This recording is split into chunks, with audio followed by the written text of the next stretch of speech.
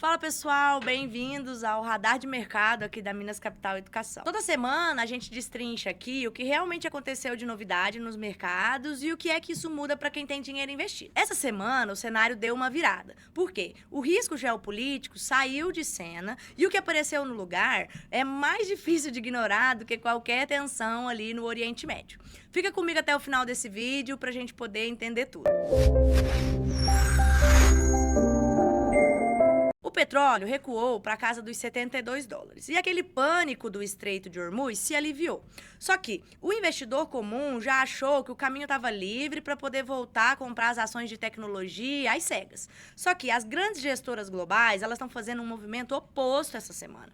Por quê? O fim do risco geopolítico revelou o que estava escondido por detrás dele, que era os juros americanos vão ficar mais altos por mais tempo. E uma temporada de balanços das empresas de tecnologia que está começando agora e vai separar as empresas que geram lucro e caixa real das empresas que prometeram uma inteligência artificial que ainda não está dando lucro. Durante esse vídeo eu vou te mostrar qual que é o mecanismo exato pelo qual os juros elevados nos Estados Unidos terminam corroendo portfólios brasileiros que parecem estar bem, mesmo sem nenhuma volatilidade visível no extrato no final do mês. Mas antes disso, eu preciso que você entenda o que realmente mudou nessa virada da semana. Vamos por partes, começando por o que realmente aconteceu. Primeiro, o petróleo, até semana passada, estava precificando o risco geopolítico como fator dominante no curto prazo. Agora, com a OPEP se mexendo e elevando a produção de petróleo diária pelo 5º mês seguido, e também com o petróleo já recuando com os seus preços de volta para os $72 o barril, essa leitura mudou. Isso significa que a pressão inflacionária que estava vindo ali dos custos de energia se arrefeceu na superfície. Mas o que ocupou o lugar dessa narrativa agora foi uma pergunta muito mais difícil de responder, que é as empresas de tecnologia que puxaram o rally das bolsas americanas nos últimos meses estão entregando um balanço que justifica o preço que elas estão custando? Essa pergunta voltou ao centro do mercado essa semana. E ela veio acompanhada de um dado bem concreto que o mercado estava conseguindo ignorar enquanto estava todo mundo preocupado olhando para o petróleo. Mas que agora que a coisa esfriou, não dá mais para fingir que a gente não vê. Que é o quê? O Kevin Warsh, que está à frente do Fed, essa semana ele disse publicamente que os preços ainda estão altos demais para essas empresas de tecnologia. E isso culminou também com o fato de os rendimentos dos títulos de renda fixa do Tesouro norte-americano já subirem na sequência. Para vocês terem noção, a curva de juros para 10 anos nos Estados Unidos voltou a testar agora a faixa dos 4,5% de rentabilidade ao ano. E isso significa que o custo do dinheiro não recuou junto com o petróleo. E aqui é onde essa análise fica mais interessante. Por quê? A resposta para essa pergunta não afeta só quem investiu nas empresas de tecnologia. Ela afeta qualquer portfólio com exposição ao risco, seja através de ações ou fundos ou outros tipos de ativo que oscilam mais.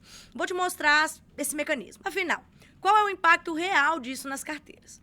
O erro que mais aparece nesse cenário é o investidor que está olhando para o fechamento da rentabilidade da sua carteira no mês, só que não está olhando para a volatilidade que está muito expressiva. E ele conclui que está tudo bem, que ele está bem posicionado. Só que ele não está. Por quê? O problema, ele não aparece lá na tela do home broker. Ele aparece quando o mecanismo bate nos juros. Por quê? Quando os juros nos Estados Unidos ficam altos por mais tempo, o fluxo de capital global, ou seja, o dinheiro mesmo dos grandes investidores, dos grandes fundos globais. Esse dinheiro, ele pega e migra para os Estados Unidos. Ele vai atrás de qualidade e proteção em títulos de renda fixa americanos.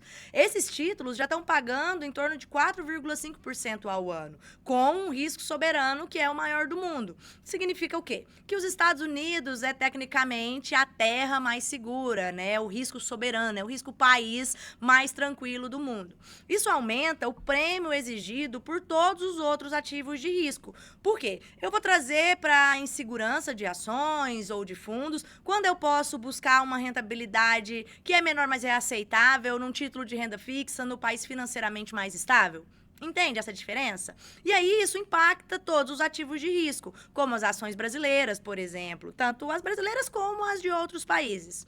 E aí vem a segunda camada do problema. Por quê? Muita gente se posicionou em tecnologia americana através de BDRs ou fundos e fez isso sem nenhum planejamento tributário associado a isso.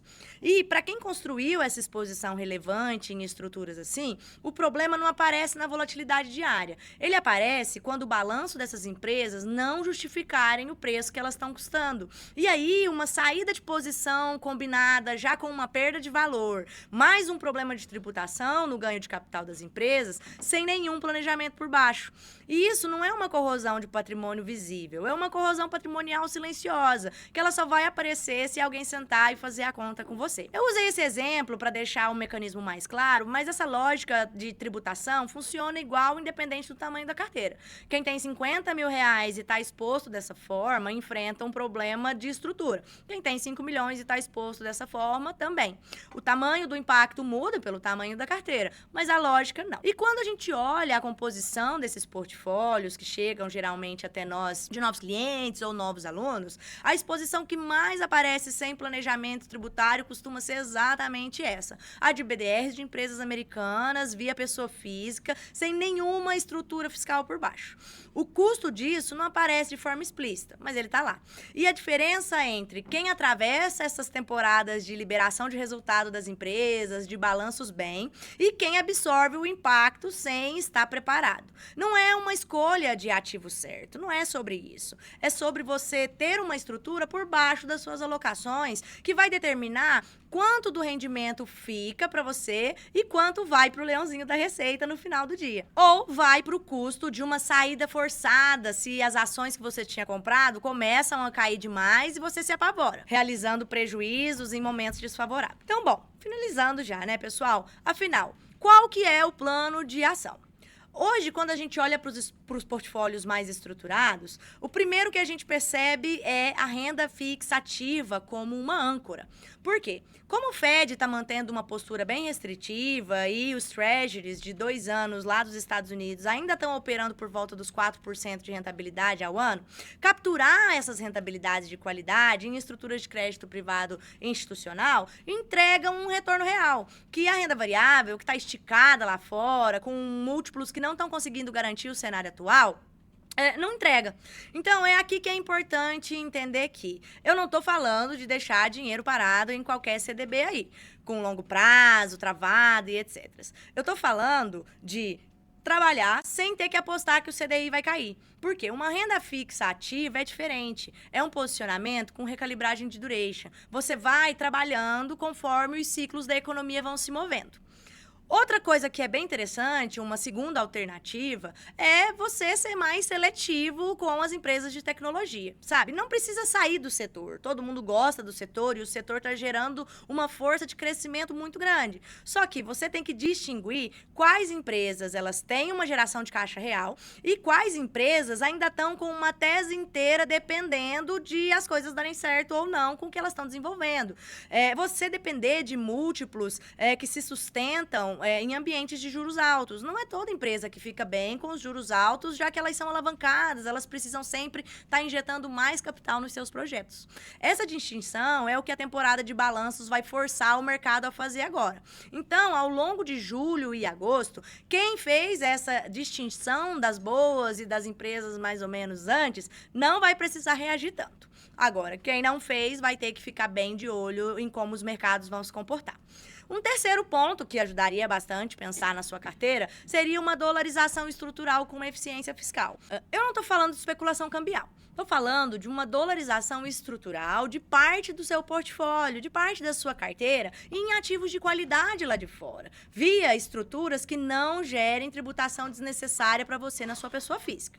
Esse planejamento, ele precisa existir antes de você montar as suas posições, e não depois, quando já chega na porta a necessidade de sair. E agora, para fechar, pessoal, eu vou cumprir a promessa do início, né?